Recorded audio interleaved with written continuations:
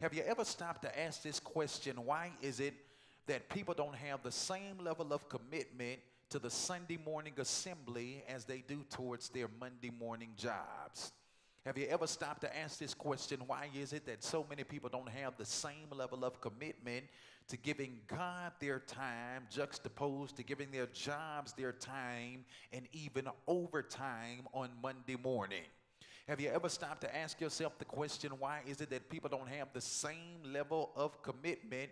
Hear this clearly, not just to the assembly, not just to giving God my time, but why is it that people don't have the same level of commitment to applying the message of God on Sunday in the assembly as they do to applying the message that their boss gives to them on Monday morning when they go to work?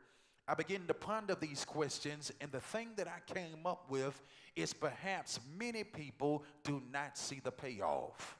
We see the payoff of going to the job on Monday morning, but we don't see the payoff of coming to the assembly on Sunday morning.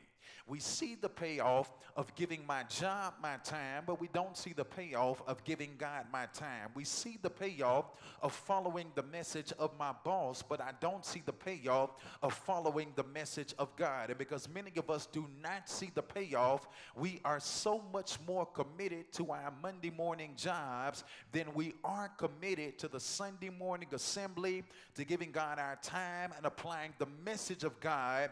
And this is how you know that you are more committed to your Monday morning job than the Sunday morning assembly. I used this on Sunday. I'm going to use it again this past Wednesday. Hear this clearly. Have you ever wondered, why is it on Monday morning it can be raining cats and dogs? I'm talking about it's raining outside and it's pouring down raining. The alarm clock goes off, and when the alarm clock goes off, you don't hit the snooze button. You don't roll back over and lay down inside of the bed, but immediately you jump to your feet. You walk to the bathroom. You look inside of the mirror. You wash your teeth. You brush your hair. You brush your teeth. You wash your face. You get ready to do whatever you got to do to go to work. You put on your Monday's best and you drive to work when it's pouring down raining and you don't even think twice. But when Sunday comes, it's not even pouring down raining. Just a cloud peeking through the sky. And with that one cloud, you roll back over into the bed. You say, perhaps it's going to rain outside, so I don't feel like I'm going to church. Because you see the payoff on Monday, but many of us don't see the payoff on Sunday. Have you ever asked this question? When you have guests in town for the 4th of July, and perhaps the 4th of July falls on a Saturday, why is it that when Sunday rolls around, we make the excuse that I'm not going to church on the day because I want to be hospitable towards my guests? My guests wanted to sleep in, and so therefore, as a consequence, because they slept in, I don't feel like going to church. But let the 4th of July roll around on a Sunday and you got to get up and go to work the very next day and go to work the very next morning. You don't allow guests who've come into town to stop you from going to work, but many of us allow guests who come into town to stop us from going to church because we do not see the payoff. What I'm trying to say to all of us in here under the sound of my voice is that it pays to serve God. Serving God does not just pay off after a while, but it pays off right now. And this payoff far exceeds monetary value.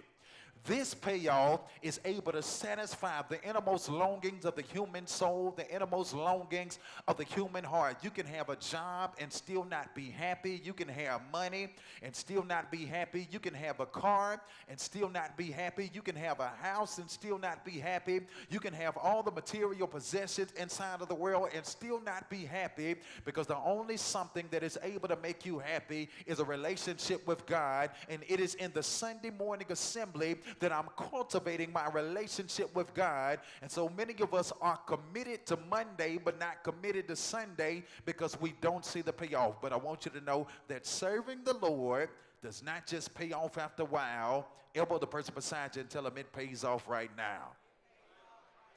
What are some of the excuses that many of us make on Sunday morning for not attending the assembly? Because so oftentimes we don't come to the assembly because we got an excuse. And in everybody's eyes, we have a great excuse. Here's some of the top 5 excuses in the country that many people have for not attending the assembly on Sunday morning, that many people have for not attending the Wednesday study at the Star. Watch this. Number 1, there is too much moral failure among leaders. And because there's too much moral failure among leaders, and that is absolutely true, but I'm going to put one church in the box of all churches, and so therefore, as a consequence, I'm not going to nobody's church. Because there's too much moral failure amongst leaders. If you don't use that same excuse in the world, then what makes you think that's a valid excuse inside of the church? You don't say that all police are bad just because a few police are on TV killing up people.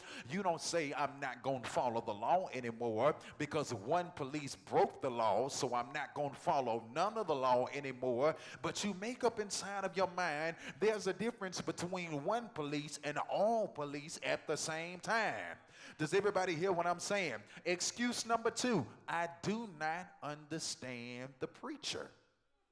And because I do not understand the preacher, everybody has had a Sunday when you went to a church and you left the church and you said, I don't know what they was talking about today.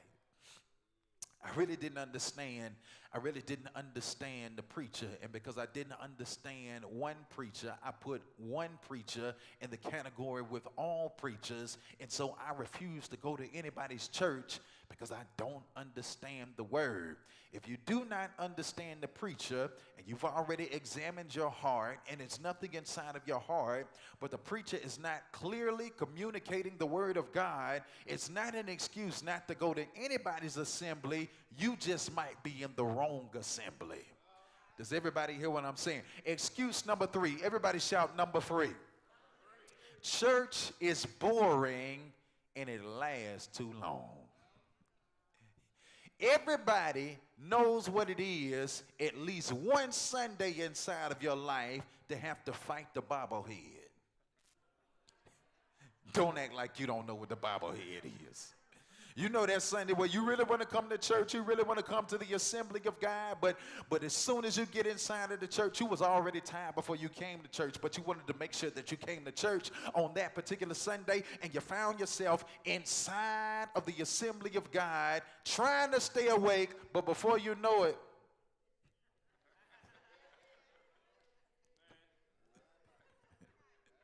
don't mess around and Bible too hard, you hit your head on the bench and get a concussion. Some people don't get concussions playing football. You can get them in church with the bobblehead spirit. Sometimes we have the bobblehead because we're legitimately tired, and sometimes we have the bobblehead because church is boring and it lasts too long. So you want to know why you chop the service to 90 minutes. You can't put a time limit on God. Guess what? That's because you saved already, but we trying to reach somebody who ain't saved, and we got to be respectful of people's time. When I was growing up, I could stay in church all day. I still can stay in church all day. I could come to church if you had 3 services. I'll be there at all 3, 4 services. I'll be there at all 4. But everybody ain't grow up like that. Everybody is not conditioned to be in church for 2 and 3 hours at a time. So if you're going to reach them and you want them to come back, that you might be able to walk with people over a lifetime, your service can't be 3 hours. It might be a powerful 3 hours, but it's going to be an empty 3 hours. All right, that's excuse number 3. Excuse number 4. What are the excuses that we make for not being a part of the Sunday morning assembly? The church has nothing for my children. And that may be valid, but you can't categorize one church into all churches just because the church that you attended on that particular Sunday has nothing for the kids. If the church is going to grow, the church has to have something for the kids. Number 5, I don't feel any closer to God when I leave the church.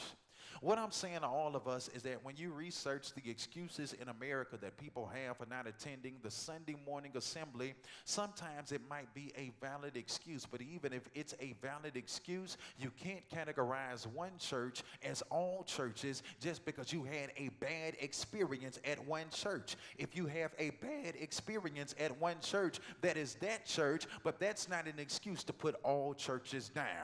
Because serving the Lord does not just pay off after a while, but it pays off right now. Ask the person beside you, what's your excuse? Ask them again, what's your excuse? Here's some valid excuses not to be a part of the assembly. None of those up top are valid because you can't categorize one in the category of all. All of those excuses have to do with the church. But if you're going to miss the Sunday morning assembly, it should have nothing to do with the corporate church. It should have everything to do with the individual church. Because the individual church is physically sick and I could not make it on today. Because the individual church is working and I could not make it on today.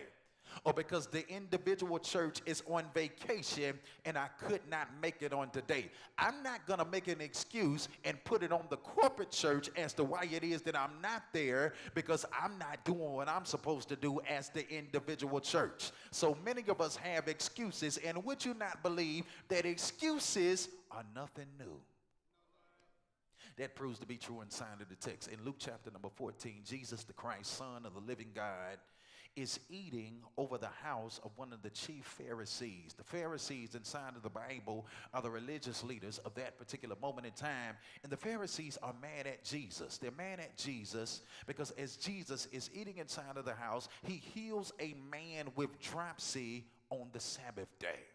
He heals a man on the Sabbath day, and the Bible declares that you're not supposed to work on the Sabbath. And then Jesus says back to the Pharisees, you mad at me, but if you had an oxen who fell into a ditch on the Sabbath day, would you not help him out your ditch because it was the Sabbath day? Or would you make an excuse and do it on another day? He says anybody with sense, you would help somebody who's hurting even if it's on the Sabbath day, because hear this clearly. Man was not made for the Sabbath, but the Sabbath was made for man. Does everybody hear what I'm saying? So watch this. Jesus is eating at the house, and while he's eating at the house, after they go through this whole episode about the Sabbath and healing on the Sabbath, Jesus starts to talk about this story of a man who had a supper.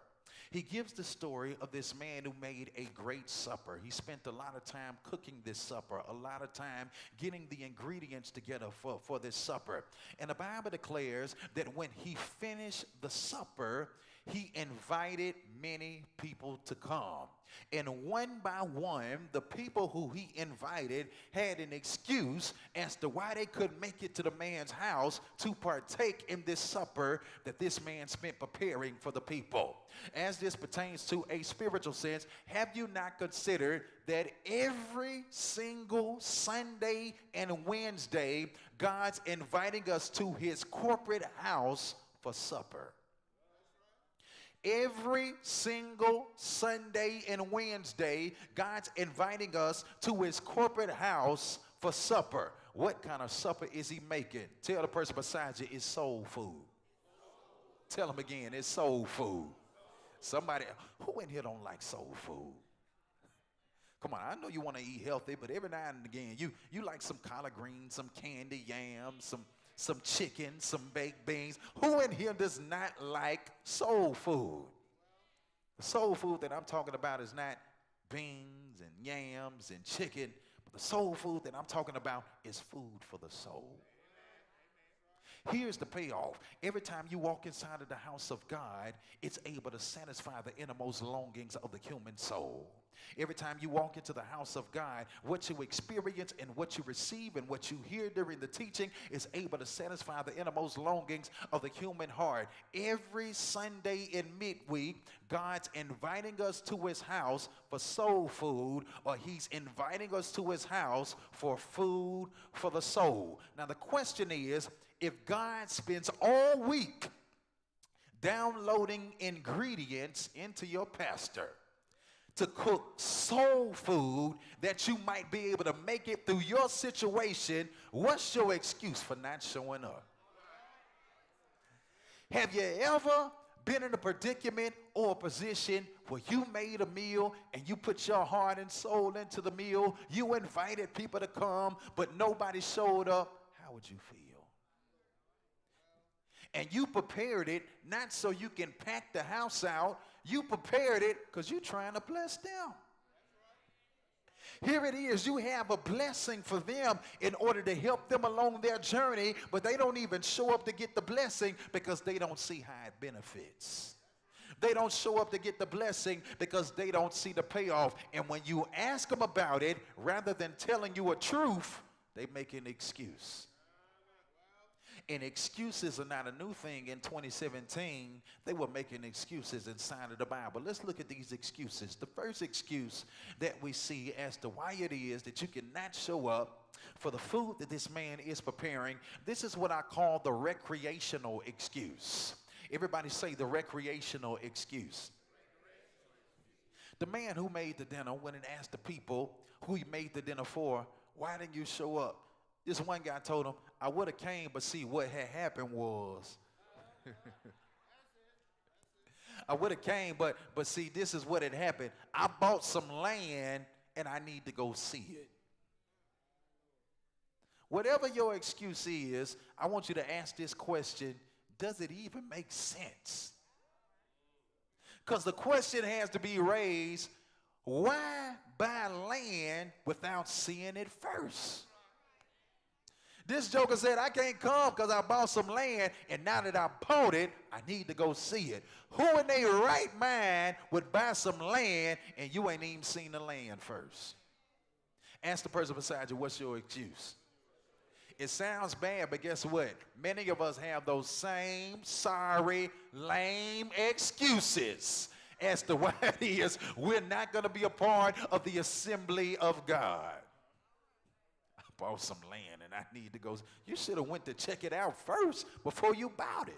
How you even know it's good land if you bought it and you didn't check it out first? You don't know if you can build on it. You don't know if it has to be graded. You don't know that even if it does have to be graded, how much is it going to cost you? What's your budget? You can't even determine a budget performer because you didn't even go look at the land first. So now you say, I bought it, and I got to go see it, so I can't come to the soul food dinner on Sunday morning. That's the recreational excuse. Second excuse, hear this clearly, is the business excuse. Everybody say the business excuse. I bought 5 yoke of oxen. Farmers had oxen in order to plow through the fields, in order to keep their business going, because they made business on food. Hear this clearly. He says, I would come, but see what had happened was I bought 5 yoke of oxen, and I need to go prove them first. I bought 5 yoke of oxen, and I need to go test them first. Does that make sense? Why buy oxen or work tools without testing them first? You wasting your money. Who in their right mind would buy work tools without testing them first? Does that sound like a good excuse? But many of us got them same lame, sorry excuses as to why it is that I'm not going to be a part of the assembly of God because I do not see the payoff. Excuse number 3. Now that we've talked about the recreational excuse, the business excuse, here's the marriage excuse. I would come to the dinner, but see what had happened was I got married. I married a wife and I cannot come. Does that make sense? Question has to be raised, why marry somebody who would take you away from God? That's called unequally yoked. If I got an excuse as to, now, okay, if you're going on a honeymoon, that's one thing. But if this ain't the honeymoon, and you're just saying, well, I got married and I can't come, why would you marry somebody who would take you away from God? Anything or anybody who separates you from God is not meant for you to have a relationship with that individual. Does everybody hear what I'm saying? So we got a recreational excuse. We have a business excuse. We have a marriage excuse. And none of these are good excuses. And many of us frown our nose on the excuses that these people are making for not showing up to the soul food dinner, or the dinner that is food for the soul. Yet many of us and people that we know have these same lame, sorry excuses as to why it is that I'm not going to be a part of the assembly of God. Perhaps because we do not see the payoff. But here's what I want to say to all of us in closing. Put it up so everybody can see it. Ask yourself this question: what's my excuse, and does it make sense? I'm going to say it again. What is my excuse, and does it make sense? Because here's the thing. When we realize that the payoff of the assembly is the satisfaction of our souls, we stop making excuses. I'm going to say it again. When we realize that the payoff of the assembly is the satisfaction of our souls, we stop making excuses. My question is, are you satisfied? Not just with where you are in life, not just with your job, not just with your house, not just with your car, not just with the money inside of your bank account, not just with your family, not just with your marriage. I want to know, is your soul satisfied? I want to know, are you searching all over in all of the wrong places trying to get satisfaction for your soul, only to find out that the more you acquire, the more your soul longs for? I want to know, is your soul satisfied? I want to know, are you searching high and low in all the wrong places trying to find satisfaction for your soul, only to find out that the more you acquire, the more your soul is longing for? If your soul is going to be satisfied, money won't be able to do it. A house won't be able to do it. A car won't be able to do it. A job won't be able to do it. A child won't be able to do it. A spouse won't be able to do it. A business won't be able to do it. Entertainment won't be able to do it. A concert won't be able to do it. The only thing that is able to satisfy the innermost longing of the human soul is God Himself. And the assembly of God is the place where my relationship with God is cultivated, that I might be able to grow in the things of God. So in closing, I want to say this. ATM is not about money. ATM is an acronym that stands for, hear this clearly, Assembly, Time, and Message. From this day forward, I don't have more of a commitment to my Monday morning job than I do the Sunday morning assembly. For this day forward, I don't have more of a commitment to giving my job my time. I realize that if a person does not work, they do not eat.